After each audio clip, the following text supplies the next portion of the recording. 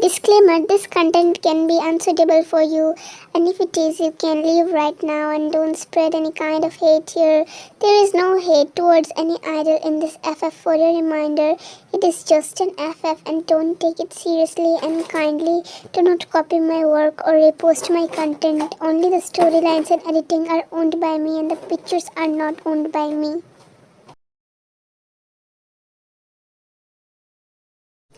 In a world where power meant everything, he ruled the world in silence, feared by all. 𝚑𝚑𝚗𝚗𝚝, the ruthless Mafia King, and there was her, Wan, a blind girl who couldn't see the darkness in his eyes but felt the storm in his soul. Two worlds that should have never collided, now bound by fate, but in a love this dangerous, will she be his weakness or his only salvation?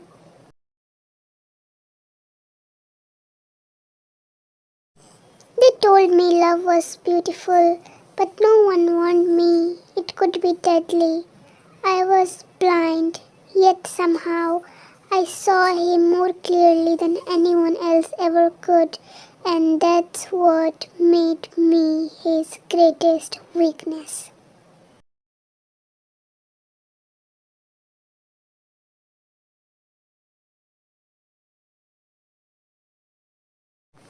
People fear me, and they should. I built my empire on blood, lies, and loyalty that breaks with a single bullet. I never believed in love, not in my world, but then she appeared, fragile, blind, and somehow she saw me clearer than anyone else ever dared.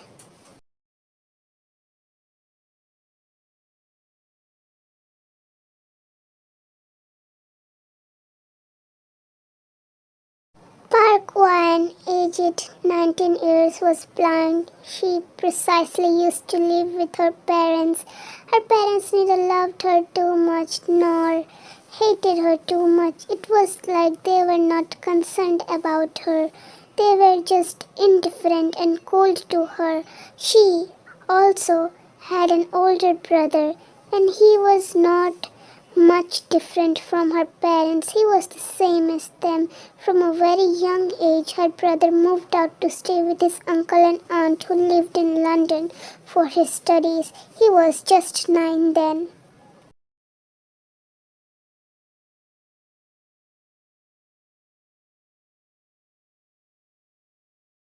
So he never got that much attached to his sister.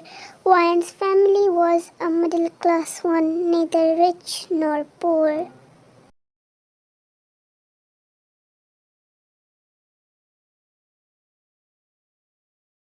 One day, her parents decided to take her to the most expensive hospital in Korea for her eye checkup, and for the last time, it was decided that after this they would not spend a single penny on her beautiful eyes. All of them were tired of her.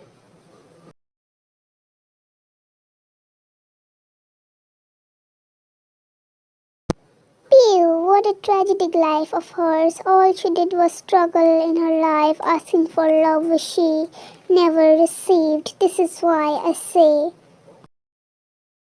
love is a beautiful feeling. For some, it is curse. For some, it is healing. It soothes but also hurts.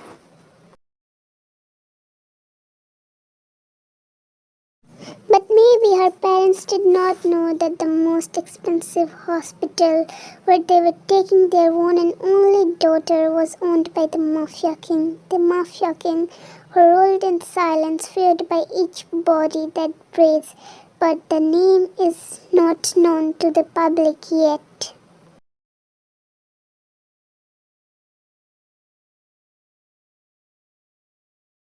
They were in the car now, driving to the hospital.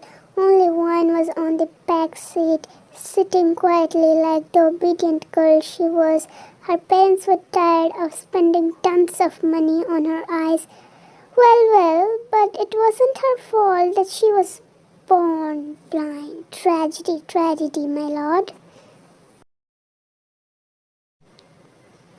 The car soon stopped in front of the hospital as her parents opened up the entrance of the car, getting down the car as her father helped her get out of the car with a sigh which didn't go unnoticed by her as her heart clenched in pain and sorrow.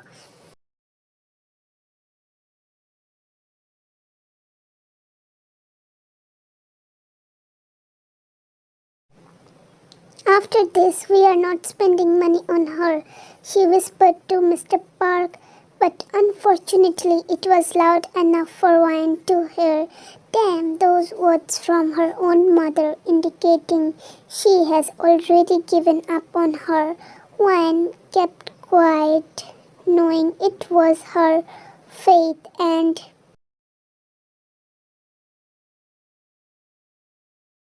nobody can escape their fate.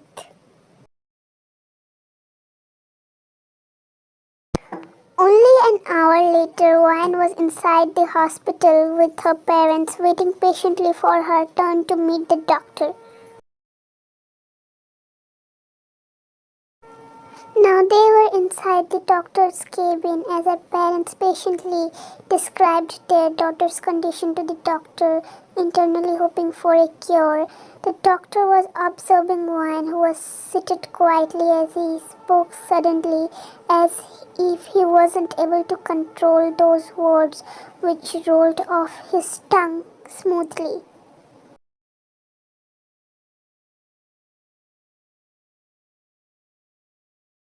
She has got such a beautiful pair of blue eyes. I'm genuinely feeling sorry for her. It's a tragedy that she can't witness the world with those beautiful blue eyes.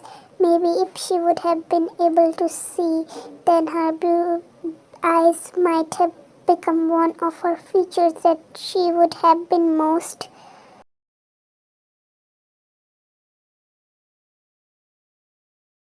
proud of. It is a tragedy, genuinely. Wine and her parents listened to the doctor intently and patiently as again the doctor was back on discussing about her vision loss. As soon as the doctor mentioned her parents to wait outside while he did her checkup, as they complied.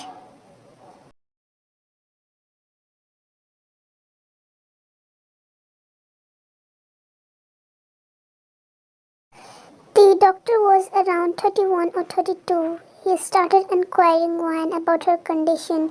He seemed very kind. So, dear, tell me everything about your condition and vision loss.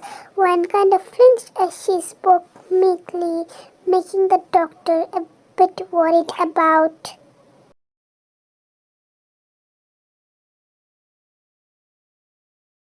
her condition. I'm blind since birth. I do not know anything else. Dear, calm down. There's nothing to be worried about. Our team will work our best to restore your vision loss.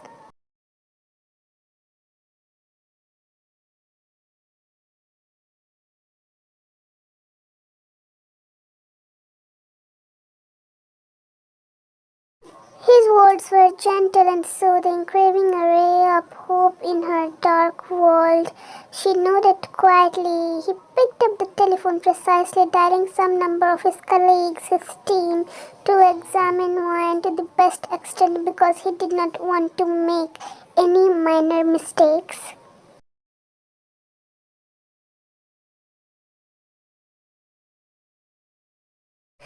He sighed as none of them picked up. He knew they might be on a break. Just wait a bit there. I'll have to go myself and bring my team. As none of them are answering the calls, Wine nodded as the doctor stood walking out, closing the door behind.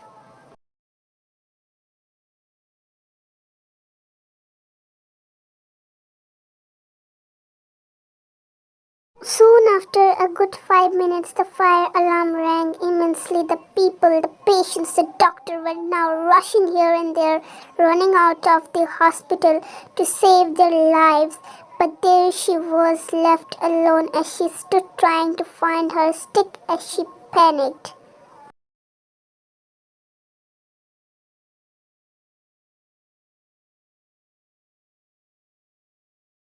Sooner her tears were crippling down her blue, hypnotizing eye. She fell hard on the floor. She scooted back, panicking and sobbing. Her back collided with the wall as she brought her knees up to her chest, burying her face in her knees as she sobbed, hoping to get saved by someone.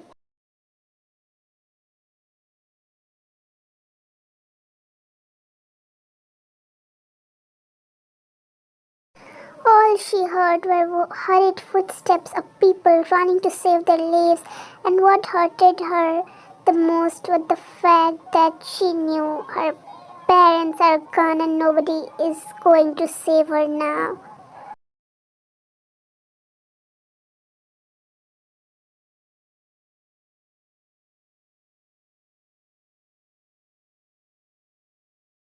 How hurtful it is when you learn that you have everyone, yet no one.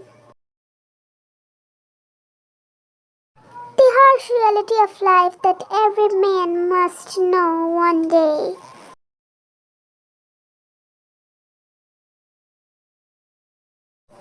Soon she heard a cry which caught her attention almost instantly. She sobbed as she figured out that it was a baby crying amidst the hustle and bustle of people running and screaming.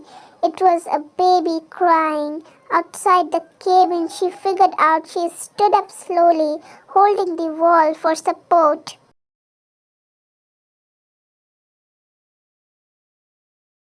She knew it would be no use to find her stick right now. She held on to the cold wall, figuring her way to the door, trembling. She somehow managed to open the door as she stumbled, but soon regained balance. Not for her sake, but for the sake of an innocent child, regardless of not knowing whose child it was. She was blind from eyes, not from heart. Her legs were shaky as she trembled, taking each step. How heartbreaking, yet she was determined to save the child. God bless this soul.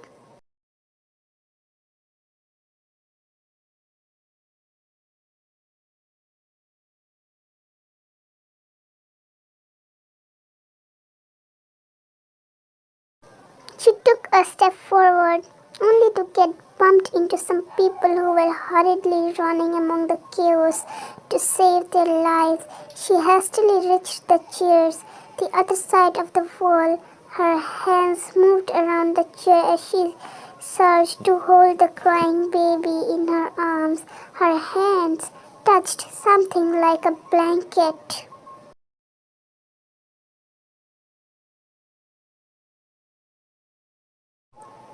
My God, she murmured, sobbing as she sat on the chair, her hands slowly holding the newborn baby in her hands.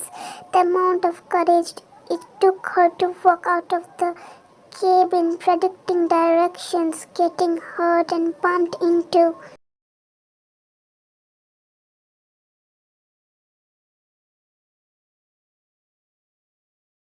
People as she reached the baby. She held the crying baby close to her as she cradled it softly to make it stop crying. The hustle and bustle going on in the hospital.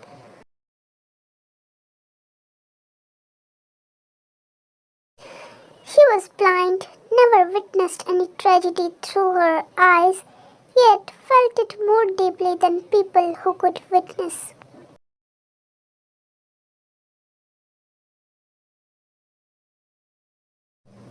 The owner of the hospital seated in his cabin in his luxurious office as he witnessed the hustle and bustle in his hospital.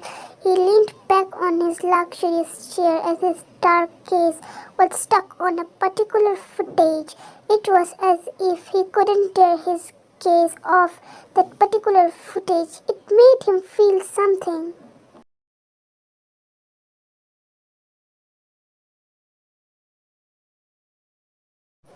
He was witnessing a girl holding on to a crying baby. She tried calming it while she herself cried, his dark, cold eyes scanning her through the screen. He was observant, more than observant. He had immediately recognized that she is blind. Her movements were enough for him to know.